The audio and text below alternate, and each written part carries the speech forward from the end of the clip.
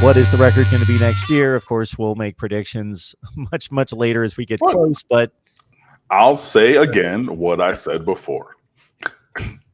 I'm standing on 7-5 until I see different.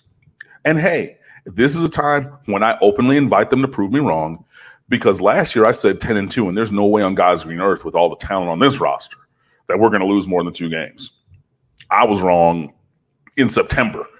I mean, we had a push on my record after the first 2 games at best because we went 0-2 to start.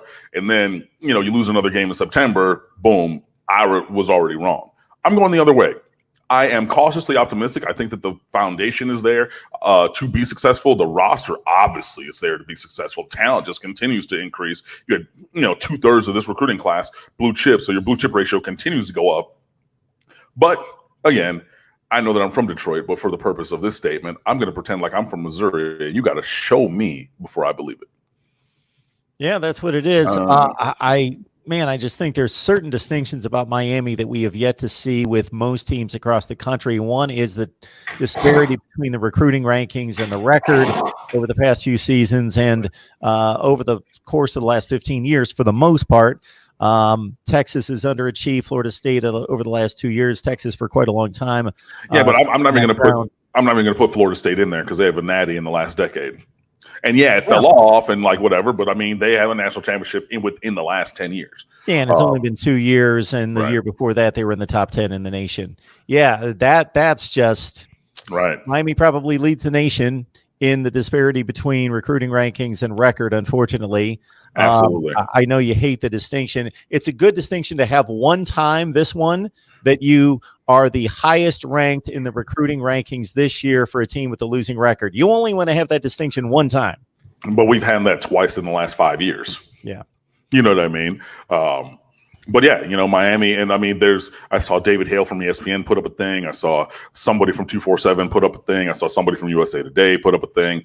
Miami's done less with more, less success with more talent than anybody in the country, bar none, over the last 15 years. This is not even close. Like the gap between how Miami has underachieved relative to the talent on the roster and the next group, there's a big gap there. I did a breakdown on it. Yeah. Absolutely.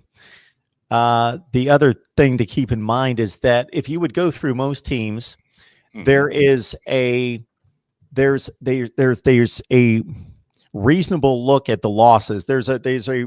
It plays out a reasonable way. If a team lost 4 games, they typically lost to, let's say, the 3 best teams on the schedule. Then maybe there's a little bit of a gap and they lost to somebody else. With Miami, it's just haphazard, especially if you look at the performance. Maybe one of their closer games was against the best team on the schedule, Florida. They beat Virginia, the team that won the division and went to the championship game. They lost to Georgia Tech. They lost to it's all over the place. Right, exactly. So, I mean, it's, just very incredibly inconsistent and just not playing to the level of our talent. So, new question. And we will catch up to the super chats, but right now we got Sean Jackson. Hey, Cam, is it a stretch basically to say that our defense could be dominant this year? No, our defense has been championship caliber for since Manny Diaz got here, so the last 5 years. You went from the number 1 passing defense in America in 2018, and you fell back because, you lose 4 guys out of that secondary. And last year, Miami had the number 18 overall passing defense. You have Gregory Rousseau, who comes in as an All-American.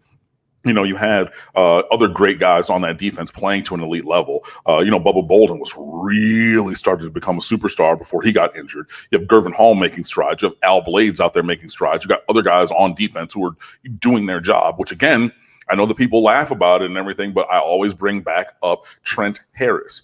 He was elite at one thing, and that was doing his job. He wasn't the biggest, he wasn't the fastest, he wasn't the quickest, he wasn't the strongest, he wasn't the most intellectual, or instinctual, I will say. He wasn't the most anything, but he was a jack of all trades.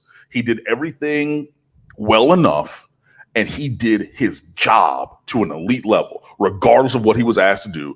He did his job, and we need guys to do that, and we have guys to do that. And again, we have elite talent on this roster, this defense, especially this defensive line. You bring in Quincy Roche, AAC Defensive Player of the Year. You put him on the opposite side from Gregory Rousseau, an All-American. You got all these dudes, high school All-Americans and other dudes coming in from the off the bench. Cam Williams, Quentin Williams, Chance Williams. You know, you got you got guys at defensive tackle, the 3 redshirt freshmen that we brought in last year. You know, Jalar Holly actually plays football, not just dancing. Jason Blissett is going to be a beast here. You got Jared Harrison Hunt, who was a starting basketball player at Christ the King up in New York, but he's a big dude and super athletic because, yeah, you're playing forward in New York City, you know, basketball leagues, which, you know, at Christ the King, that's not like some offhand kind of school, but he's that kind of athlete. Yeah, so you got dudes up front. You got speed at that second level. Zach McLeod back for a 5th year has the knowledge. You got Avery Huff. You got Sam Brooks. I know he's going to miss spring, but you got dudes. And then, I mean, yeah, you got Tyreek Austin Cave. You got Corey Flagg Jr. coming in behind them. You got other guys in. Hey. You remember last week when we got the number 2 overall safety in this class in Avante Williams to come down? You know, you're talking about, and I saw in the question that's not up there anymore, but you're talking about Bubba Bolden, you're talking about Amari Carter, you're talking about Gervin Hall, you're talking about dude, we got guys on defense. We have a scheme on defense that lets them play, and we have years of demonstrated excellence on that side of the ball. And I mean, with Miami's defense being as good as it was, it could have been better if they got any kind of support from the offense. It's the inverse of what we had during the Mark D'Onofrio tenure under Al Golden. You know, when the offense was cannibalized, and that go back and look at those numbers of Al Golden's offenses. Did numbers. But we had to cannibalize them because the defense didn't do anything. It's the inverse. The defense is doing everything they can and got no support at all from the offense. So, yeah, it is not it's not a stretch. It is not a surprise. It is not entirely outside of the realm of possibilities that Miami's defense is going to be great because we have the scheme and the players who be great. We just need the offense to do their half so we're not leaving the defense out to dry. Uncle Lou in the live chat. Uncle Lou, good to see you, man. You know, I love what you do. Keep it going, man. Alfred the Savage, certainly not a big Miami fan, wanting to know if they will win the spring game and taking his shots. On the flip side, you got Tabardine, who has been predicting a 42-28 Miami victory over Clemson in the ACC championship game for like the last month. Let's get there. Wow. Get there. That's bold. If you have that kind of confidence now, then you need to do what my cousin James III is doing and go out to Las Vegas, go find a sports book and put that bet down now.